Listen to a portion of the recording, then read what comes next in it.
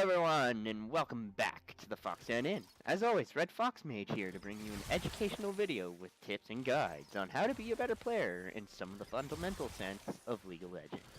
Whether it's learning how to farm, get a bit more gold, push more effectively, use your item effects properly. The idea of these videos are to provide some form of understanding to you in as basic of a form as I can provide. I'd also somewhat expect that the people watching these videos understand the basic controls of the game at the very least, so without further ado, let's begin. Oh, and don't forget to subscribe to the channel and like, dislike, and comment after the video. I want to start off briefly on the topic of comboing. I'm using Lux here to represent the effect, but as you will see in a second, the effects of comboing your skills together can be great. First, I will start off with the W skill to mitigate incoming damage, then I will use my E to slow the area, in additional effect, light up the area, quickly hitting D to the exhaust, the first target, as well as Q to snare both targets, and apply Lux's passive into R while they are rooted, and getting that sweet passive proc, popping E and auto-attacking both targets for a sickly 2600 damage roughly on the first target and 2300 on the second. In retrospect, if I did one more attack to the first target before popping the E skill, I would have done about 300 damage more to the first target. While this happened in slow motion, seeing it in real time might give you a sense of how difficult this can be to think about and succeed in a real-time environment, and not just against some test dummy. So with that in mind now, the next time you pick up your favorite champion, or even if you haven't thought about how to combo your skills together, now you can start to think about that. Furthermore, as you get more comfortable doing so, you'll start to recognize when teammates are also applying this tool. Additionally, some champions, like Jarvan IV, actually require you to skill together in order to provide devastating additional effects. Specifically, his EQ combo knocks people up into the air, where normally his E doesn't and his Q doesn't. I'd like to move along now to basic laning. First, we're going to start with what I call aggressive pushing. I only took Smite for effect, but as you can see in just a matter of seconds, I have the wave cleared in farm. I've done maybe 50 damage to the turret, and I'm in a very dominant and overall cocky position. I'm level 1, and I haven't even had a chance to farm any sort of income, let alone shop. I'm a high-value target, and on top of this, I'm also a late-game carry that is beat by beating you in the early game. I'm past the threshold of what's called No Man's Land, but is now known as River. Once you are in River, or past it, you're vulnerable to attack. And the further into the enemy territory you are until you're past River, the more vulnerable you are. Once past, you are the most vulnerable to attack. Once past River, this is.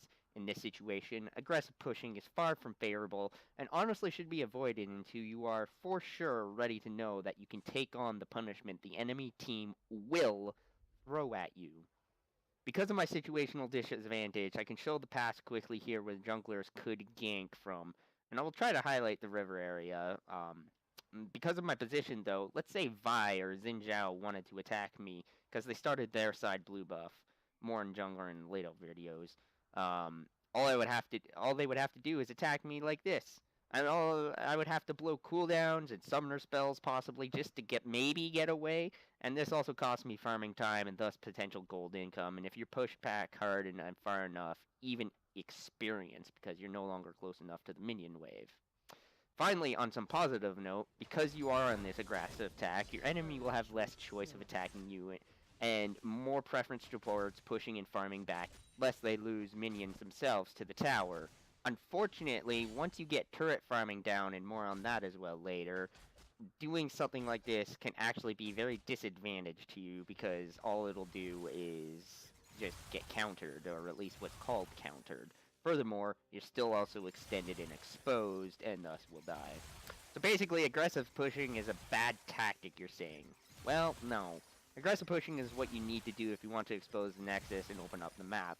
When you should do it optimally is after you get a kill or two and you're bunched up with the team to push down objective like Dragons and Barons.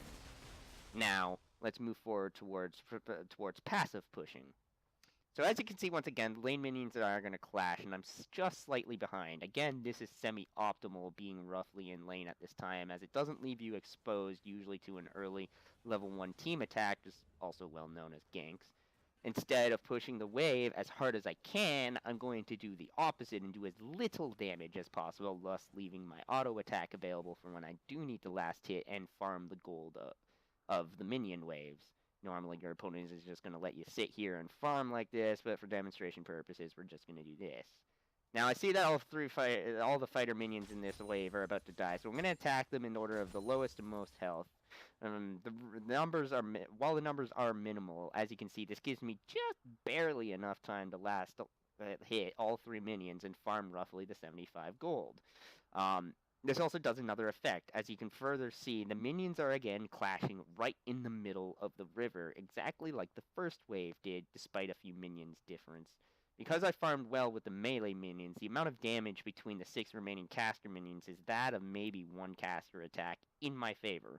This means my lane is now winning ever so slightly, and thus will push under the enemy tower with due time. See, imagine all 6 minions as one giant 35 HP health point monster or mob. They would clash in the middle, kill each other, rinse and repeat.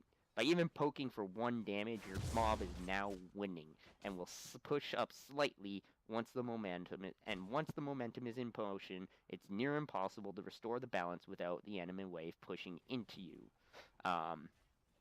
Otherwise, you're just going to push underneath their tower. Now I'm going to show a prime example here with this wave as to what happens when I continue this passive trend, but with all of 1 close range minion, if not slightly more worth of damage. You will quickly see the results is the same as almost an aggressive push. That's because all you need to do to cause an aggressive push is 1 minion worth of damage. Again, aggressive pushing will leave you in an exposed situation. Just be prepared to evacuate upon threats if you are not confident you are ready. Alas, as you can see, the wave is to push now because of the missing minion, and thus now you have to farm on the cusp of the river's edge, as close to being into enemy territory as possible. And your own ejection from any possible bad experience gets far tougher. This is where wards come in handy, but more on those another time. If I were down at bot lane as per normal with Vayne, the junglers could come and gank in these locations. Closing down in laning, knowing when you're pushing and knowing when the enemy lane is pushing is very critical in controlling the flow of the game.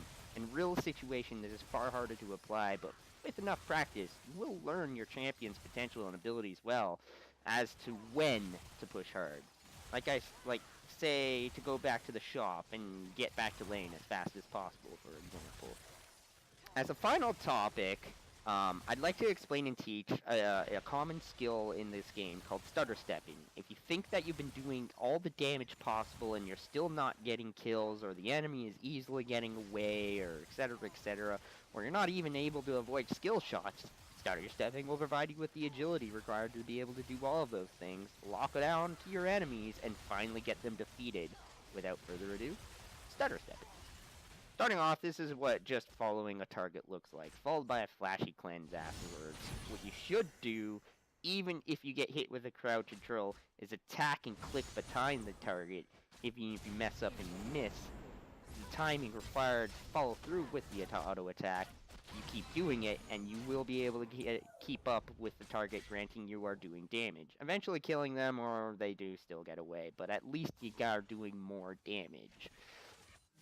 Closing off on everything, providing you are paying attention and have some practice, being able to do these fundamental things in lane, eventually, and just as likely as you will, someone will mess up, and then, if done right, results in a beautiful, what's known as team fight that successfully lets you win a game. I hope that you've enjoyed the following video, and I hope that you've learned something new to the game. Even if you have learned one thing, and only one thing to try in this video, then I feel like this video did its job. If you did, go ahead and leave a like, and even if you want a comment to the video, or even what you learned. If you didn't learn a thing whatsoever, go ahead and leave a dislike. I don't expect my first video to be overwhelmingly perfect, and it's valid for the most likely candidate of never getting a dislike. It's valid for the most likely candidate of never getting a dislike ever. Like, honestly. So don't feel guilty. Or maybe even just leave a comment as well, whatever you want if you wish about the video. Otherwise, good luck, have fun on the field of justice, stay awesome, have a great day, and I'll see you all in the next video. Bye-bye.